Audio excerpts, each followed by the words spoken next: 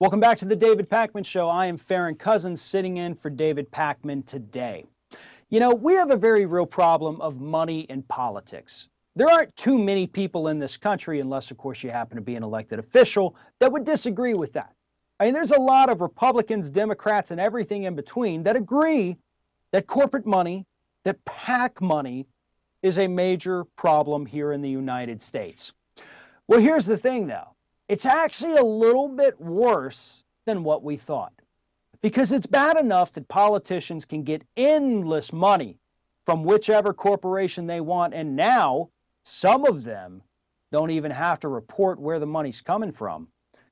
What's even worse is that politicians have realized that with nobody looking over their shoulder and with money classified as free speech, they can just use all this money as their own personal piggy bank. In the last few days alone, stories have emerged of people like Devin Nunez and Rand Paul using their PAC money, again, as their own piggy bank. Now, before we get into that story, let me explain here. The law is very clear. These politicians are not allowed to use any of their PAC money, even if that money is considered free speech, on anything other than campaigning, fundraising, and if they would like, they can give it to another person's PAC. They cannot spend it on anything personal. And I tell you that to tell you this. According to the Fresno Bee here, Devin Nunez spent nearly $15,000 on tickets to the Boston Celtics basketball team, as well as winery tours and lavish trips to Las Vegas. His PAC spent about $42,741 in the last 5 years on catering, site rentals, hotels, and meals in Las Vegas.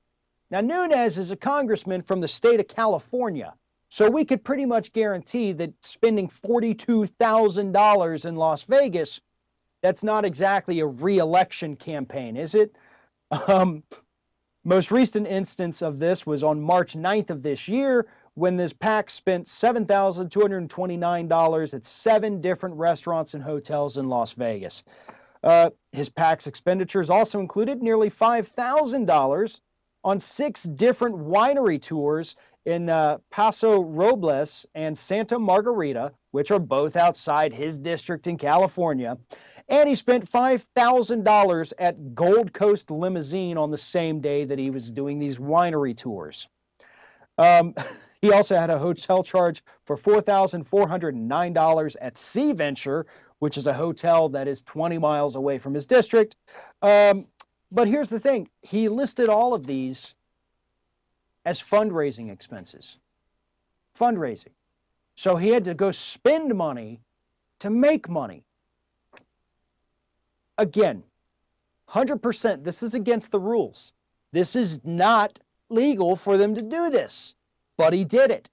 And because there is no oversight, there is no one willing to look over their shoulders on any of the House Ethics Committees or House Finance Committees that are supposed to be in charge of this. Nobody wants to look over each other over shoulders because it's pretty obvious that all of them are doing this. Let's go to Rand Paul. Rand Paul, the fiscally conservative / libertarian guy who hates any and all wasteful spending. He's using his personal PAC here. Reinventing a New Direction is the name of it, which is, I don't even want to get into the grammar of reinventing a new direction. It's whatever. Paul spent $11,043 at restaurants in Italy and Malta last year. The man who hates any kind of spending spent $11,000 on meals alone in the Mediterranean.